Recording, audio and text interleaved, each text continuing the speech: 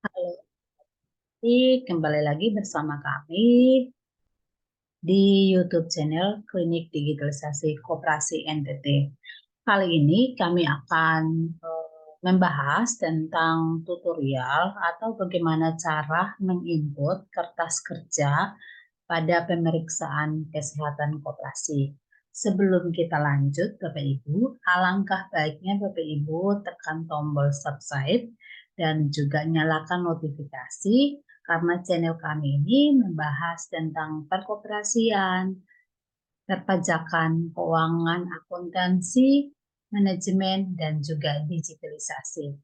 Jika Bapak Ibu membutuhkan informasi itu, pastikan Bapak Ibu sudah nyalakan notifikasinya sehingga setiap video atau informasi yang kami upload, Bapak Ibu menjadi orang pertama yang memperolehnya.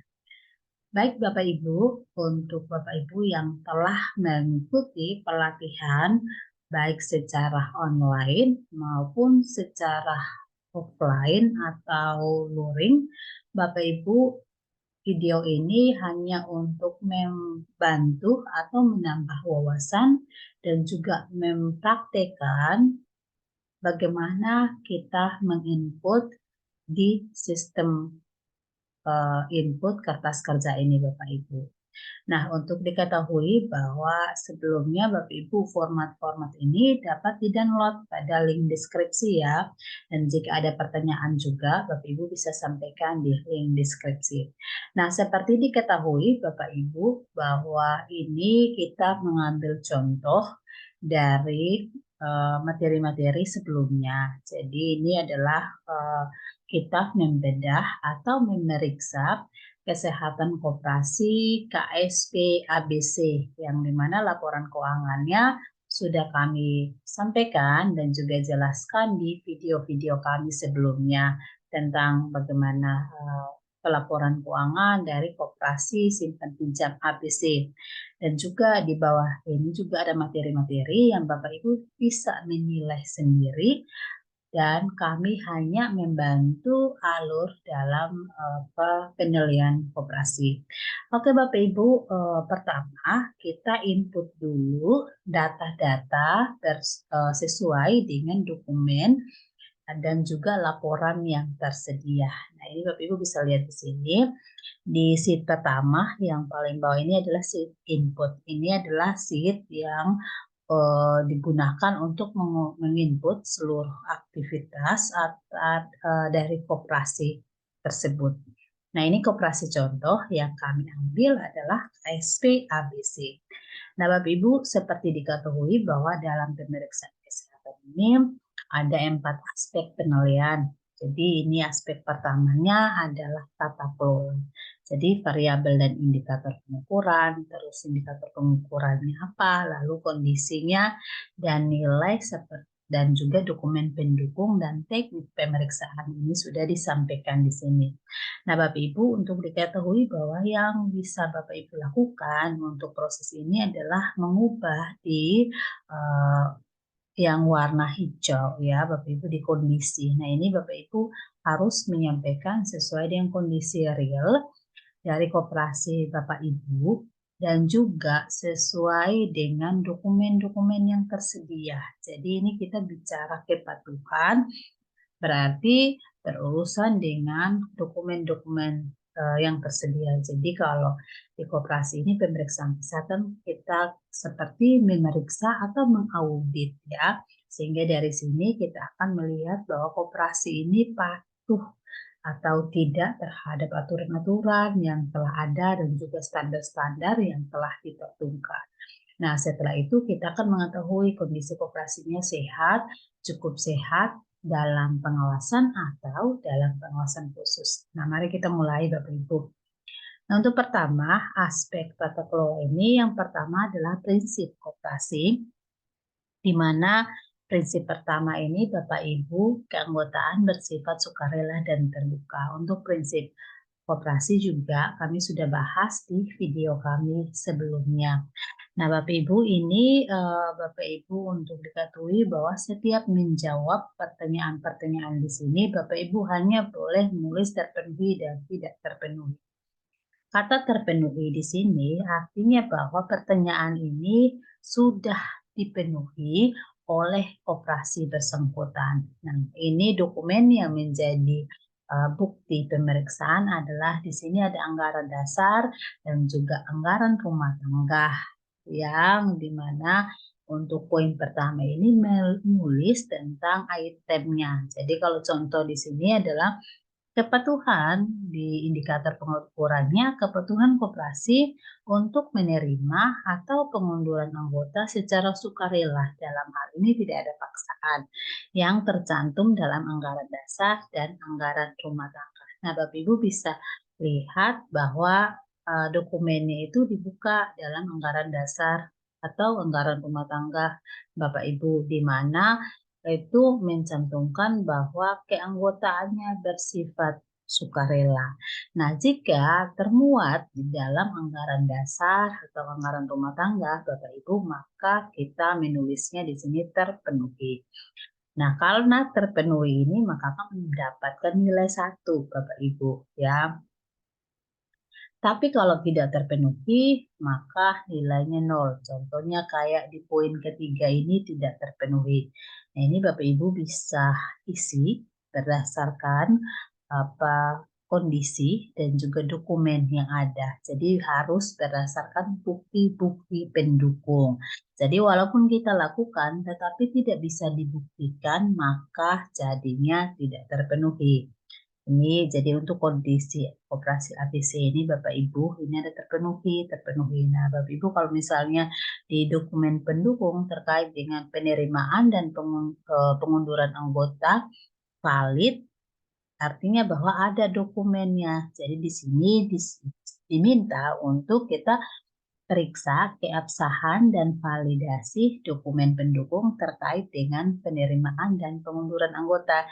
Jadi misalnya ada dokumen-dokumen lain yang mendukung bahwa kalau anggota mengundurkan diri ada tanda tangannya, contoh ya, ada berkasnya, sehingga ini tidak dikeluarkan begitu saja oleh pengurus, tetapi memang ini disepakati dan diminta pengunduran dirinya oleh yang bersangkutan atau anggota bersangkutan.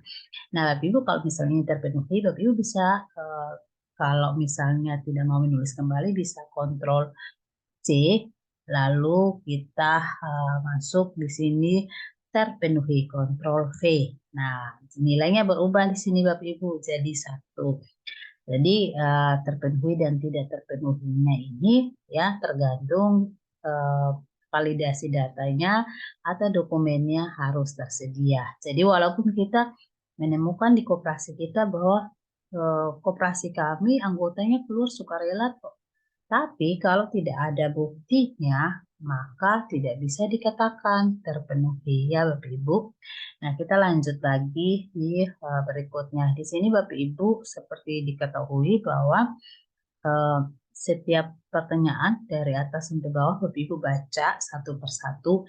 Ini kalau kita baca satu persatu akan memakan waktu yang cukup banyak sehingga Bapak Ibu yang menonton video ini diharapkan setidaknya sudah mengikuti pelatihan secara online maupun juga offline sehingga ini sebagai video untuk menambah informasi saja. Nah, ini ya silahkan diisi pertanyaan-pertanyaan. Jadi ada pertanyaan, lalu kondisinya, lalu Bapak Ibu di sini perintahnya untuk periksa apa ya. Jadi kalau misalnya periksa dokumen itu tidak ada ya tidak terpenuhi. Ini ada di aspek prinsip kelima kemandirian juga sama Bapak Ibu. Ini juga ada pendidikan perkoperasian. Nah, Bapak Ibu untuk pendidikan perkoperasian ini banyak sekali koperasi yang mengabaikan sehingga misalnya ini kepatuhan koperasi untuk mengisikan bagian SAU untuk kepentingan pendidikan dan pelatihan perkoperasian. Jadi kalau misalnya koperasi ini ada dana pendidikan, dan juga dilanjutkan dengan dana pendidikan itu dipakai untuk pelatihan bagi pengurus, pengawas, dan juga anggota dilaksanakan secara rutin dan berjenjang setiap tahun. Nah, koperasi ABC ini Bapak Ibu secara pengisian bagian SHU-nya ada di dana pendidikan, tetapi pemanfaatannya tidak dilakukan sehingga paket ini menjadi tidak terpenuhi. Seperti itu ya Bapak Ibu. Jadi kalaupun hanya pengisian dana pendidikan harus dilanjutkan. Jadi harus dibaca baik-baik di indikator pengukurannya. Lalu Bapak Ibu pastikan kondisi ini sesuai dengan dokumen yang tersedia. Sekali lagi bahwa jawaban ini berdasarkan dokumen yang tersedia ya, bukan berdasarkan sepertinya atau rasanya atau kayaknya, tetapi berdasarkan bukti-bukti yang ada. Karena namanya kita pemeriksa, berarti harus bisa dipertanggungjawabkan. Nanti kalau kita bilang ada kok, terpenuhi kok, ya buktinya mana seperti itu. Nah, ini juga di poin-poin yang lain Bapak Ibu. Ini Bapak Ibu bisa lihat di sini tinggal diisi sesuai dengan kondisi koperasi berdasarkan bukti-bukti dokumen yang ada. Jadi di sini Bapak Ibu bisa lihat ada disuruh periksa. Nah, kita dari atas sampai bawah ini memang oke, aspek kedua profil risiko ya. Jadi setelah tata kelola kita ada profil risiko sama juga Bapak Ibu. Di sini kalau terpenuhi kita tulis terpenuhi, kalau tidak terpenuhi maka kita tidak bisa tulisnya kebalikan. Contoh di sini untuk risiko ya, profil risiko, risiko inheren dan juga risiko operasional. Ini di sini struktur organisasi terpenuhi lengkap sesuai ketentuan tata kelola koperasi.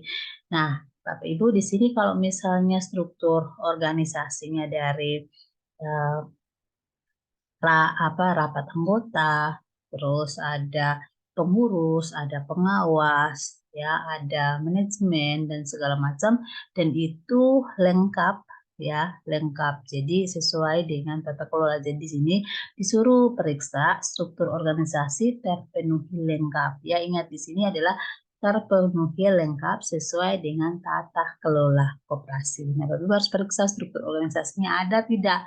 Kalau ada lengkap tidak. Nah, itu kayak jumlah pengurus itu dan pengawas ganjil ya Bapak Ibu.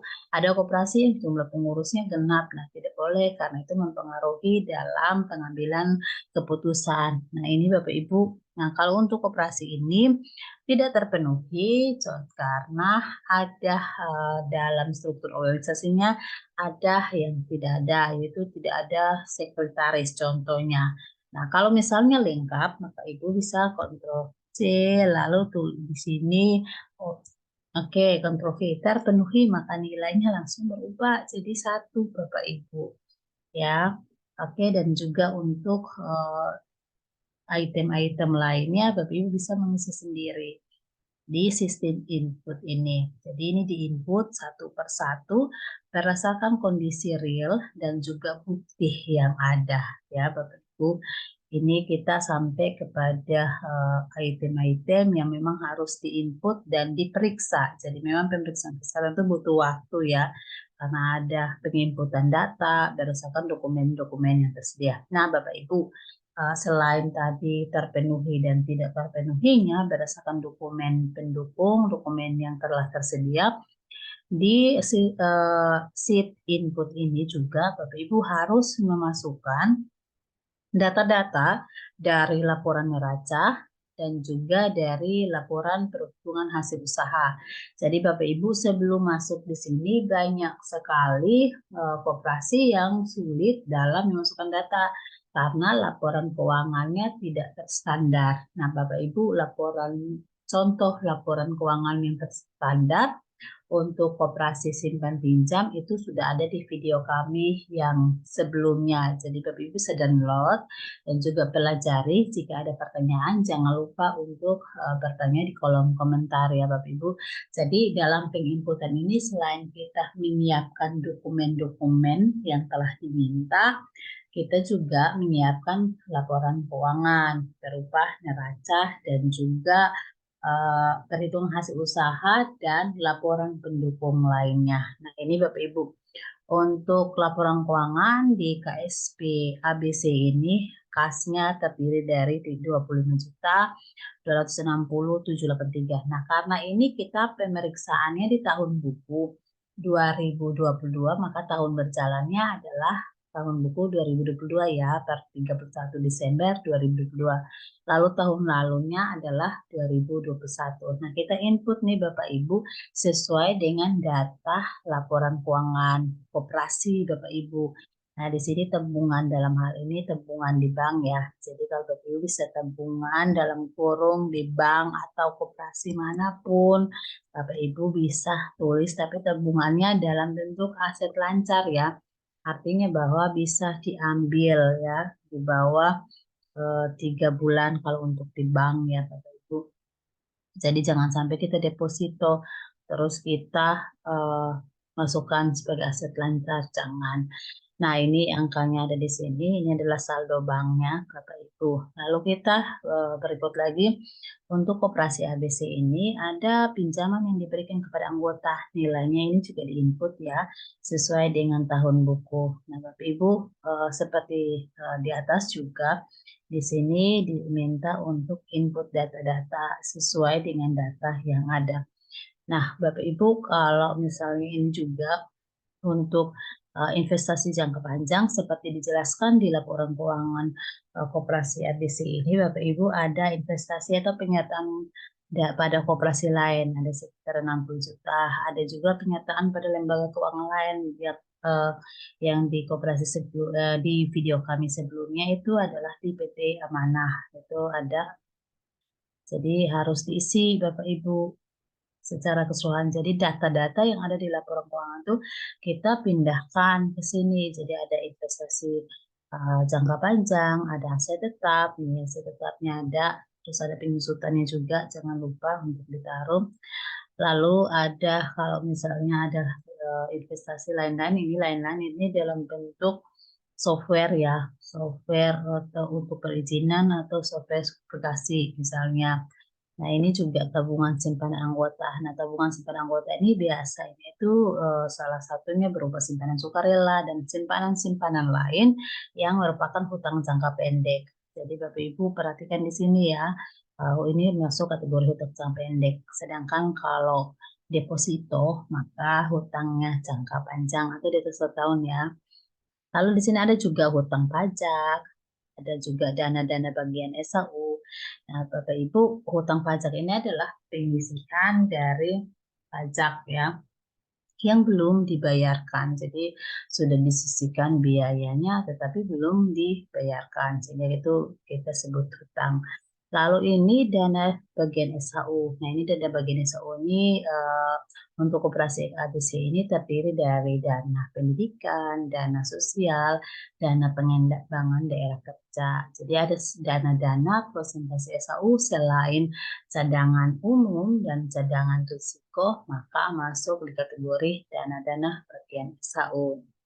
Oke, kita lanjut lagi kepada modal penyertaan, juga Bapak Ibu. Ini modal penyertaan ini masuk ya sebagai hutang jangka panjang. Jadi ini investasi jangka panjang. Lalu untuk ekuitas atau komponen modal ini ada simpanan pokok, ada simpanan wajib, ada juga modal penyertaan dari anggota. Nah, Bapak Ibu kalau sudah melihat data dari KSP ABC ini berupa modal penyertaan, mereka sebutnya sebagai simpanan wajib khusus ya Bapak Ibu.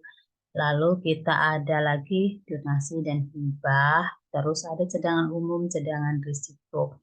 Nah, Bapak Ibu seperti disampaikan di video kami sebelumnya bahwa koperasi simpan pinjam atau koperasi yang melakukan mempunyai unit simpan pinjam wajib memiliki cadangan tujuan risiko. Jadi kalau ada risiko atau piutang bermasalah, piutang macet, contohnya maka bisa terpaksa dari dana ini.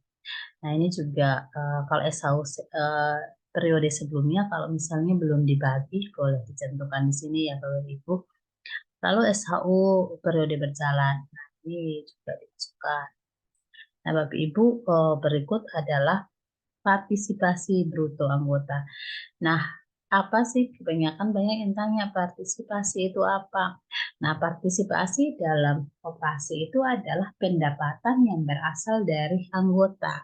Jadi kalau pendapatan yang bukan dari anggota itu kita sebut pendapatan. Tetapi kalau dari anggota kita sebutnya partisipasi. Nah, partisipasi dari anggota ini ada berupa pendapatan jasa simpanan atau biasa kita kenal dengan bunga simpanan. Nah, ini ada di sini. Lalu ada juga administrasi ya. Nah, Bapak Ibu di sini koperasi ABCD tidak ada provisi. Jadi Bapak Ibu isi berdasarkan data koperasi Bapak Ibu saja. Jadi jangan isi berdasarkan istilahnya apa ya? Berdasarkan apa yang ada di sini. Tetapi kalau yang tidak ada tidak usah diisi. Kayak untuk KSP ABC ini itu di pendapatan provisinya itu tidak ada. Lalu ini juga ada pendapatan jasa simpanan non-anggota. Nah, seperti Bapak Ibu ketahui bahwa ABC ini, KSP ABC ini menyimpan ya atau memberikan pinjaman juga kepada eh, koperasi lain ya. Jadi sehingga dapatlah jasa atau bunga simpanannya sebesar ini. Jadi ada juga administrasinya ya. Lalu ini ada beban pokok. Nah, beban pokok ini adalah beban bunga pihak ketiga ataupun beban bunga simpanan ya, itu masuk di beban pokok. Nah, ini untuk ini diketahui karena ada penyertaan modal ya. Koperasi ABC ini ada penyertaan modal dari luar, makanya bayar bunga. Ini bunganya ya. Nah, selanjutnya ini beban usaha. Jadi di sini beban usaha untuk koperasi ABC ini ada beban dari karyawan untuk gaji karyawan ya. Terus ada biaya administrasi, air listrik, dan segala macam. Nah, Bapak Ibu sesuaikan dengan data yang ada di koperasi Bapak Ibu.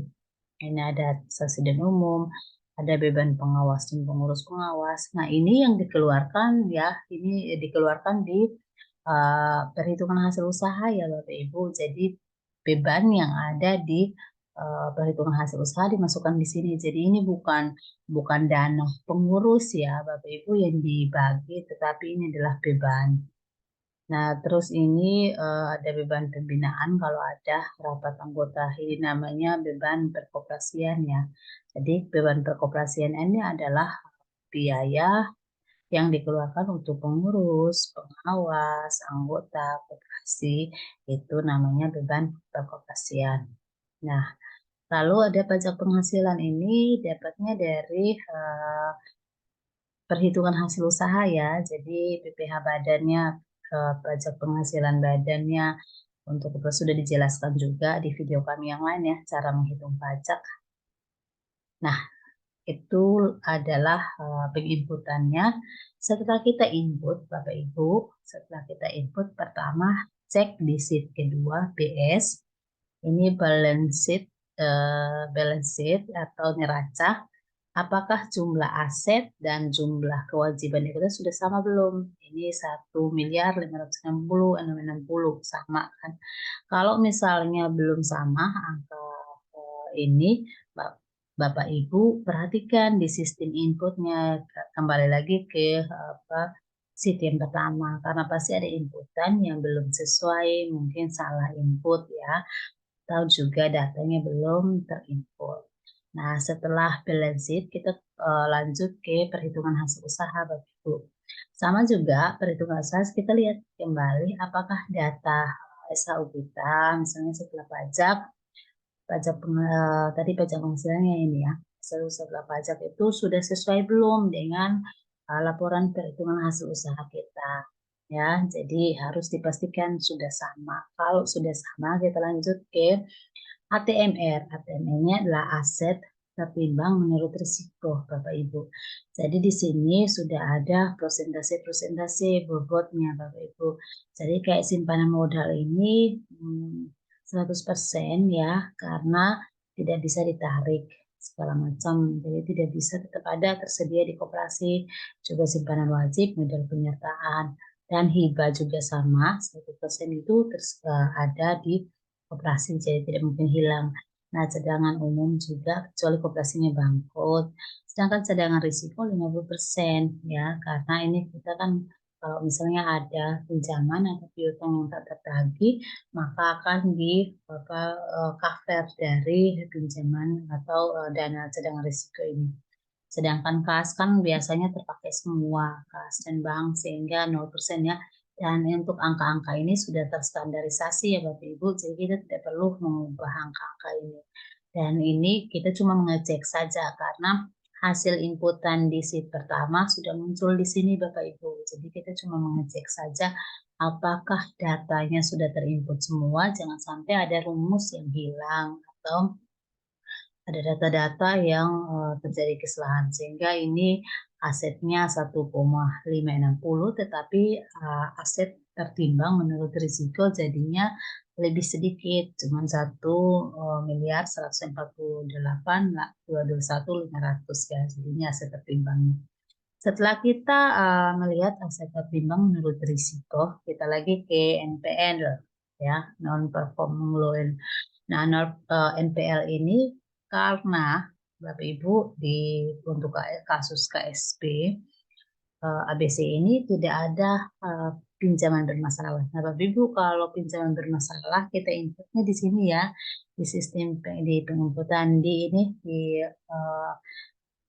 pembiayaan bermasalah. Ini ada kurang lancar, ada diragukan dan macet. Kurang lancar itu di bawah 3 bulan, diragukan 4 sampai 3 sampai 6, lalu macet itu ada 6 bulan ya. Tapi Ibu inputnya di sini. Kalau di sini tidak ada input, berarti nanti di NPL-nya juga tidak ada. Untuk kasus KSP ABC ini memang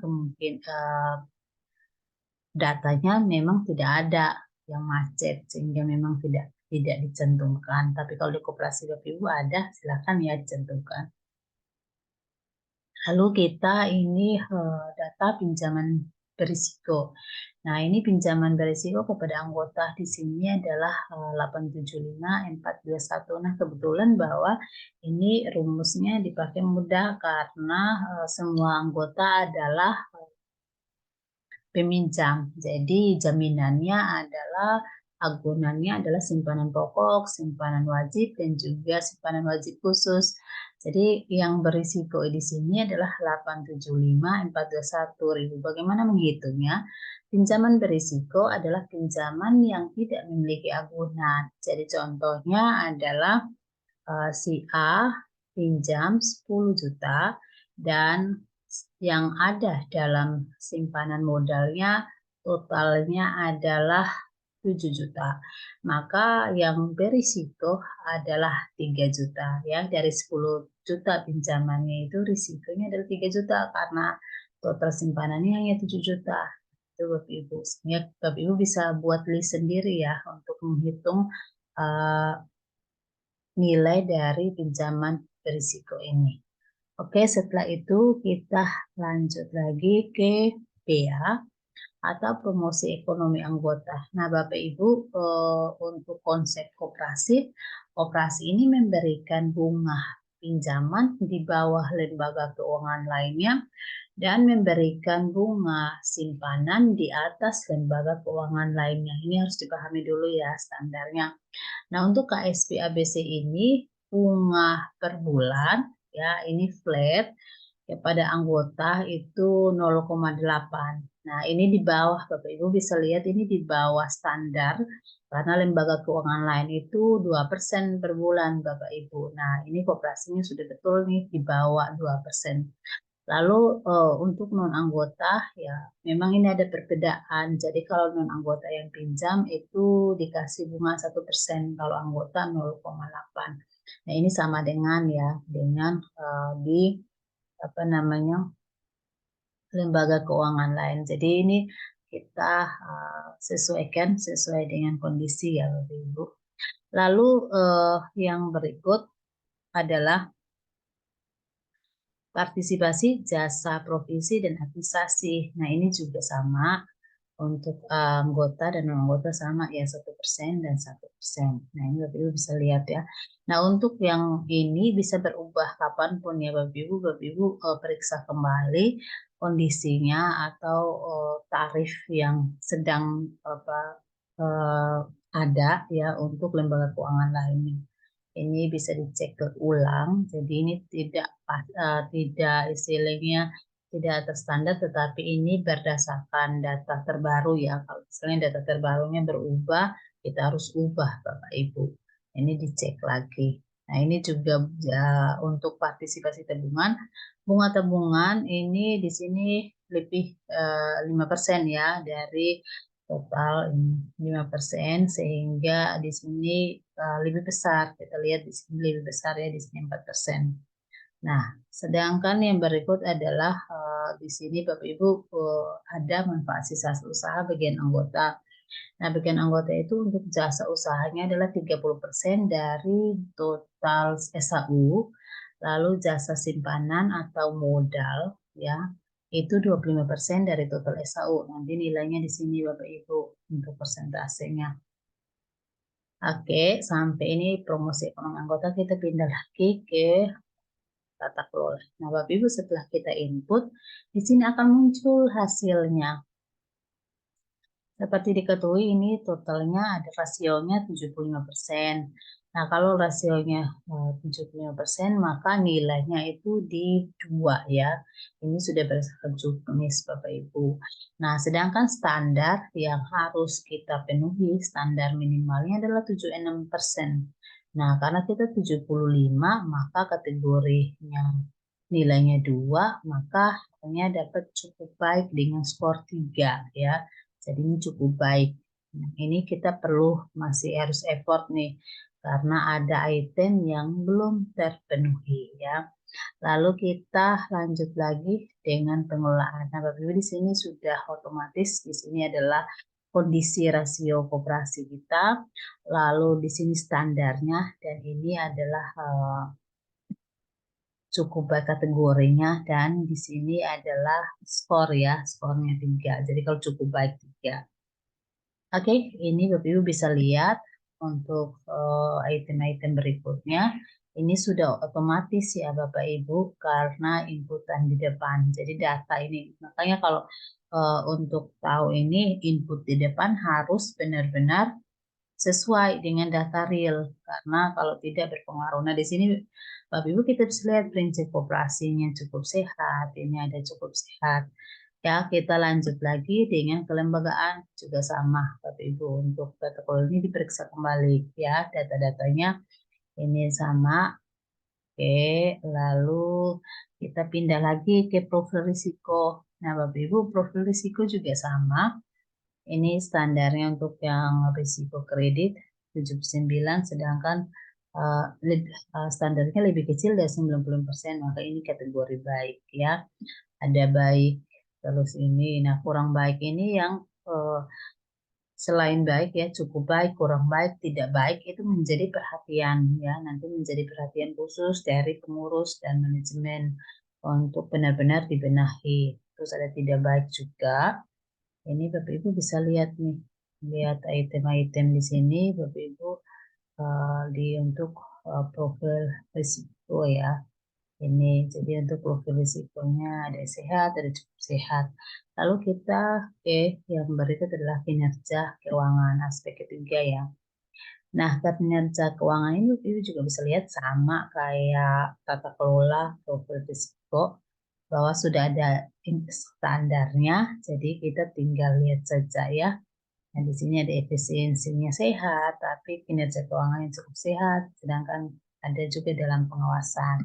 Nah, ini sudah dikasih rumus ya Bapak Ibu, jadi tinggal Bapak Ibu input yang benar, maka muncul nih. Tapi Bapak Ibu harus baca, sehingga Bapak Ibu bisa tahu, oh ternyata koperasi saya kurangnya di mana ya. Terus yang berikut kita lanjut ke aspek permodalan. Ini juga sama kayak aspek yang lain. Bapak Ibu bisa lihat ini sudah hasilnya keluar, sehingga bisa tahu bahwa mana yang perlu dibenahi. Contohnya di sini tidak baik ya, skornya 1 saja ya Bapak Ibu. Nah, ini perlu diperbaiki skornya nih. Standarnya 30%, sedangkan kondisi koperasi ini cuma 1,5%, 58% untuk item modal pinjaman anggota terhadap total aset.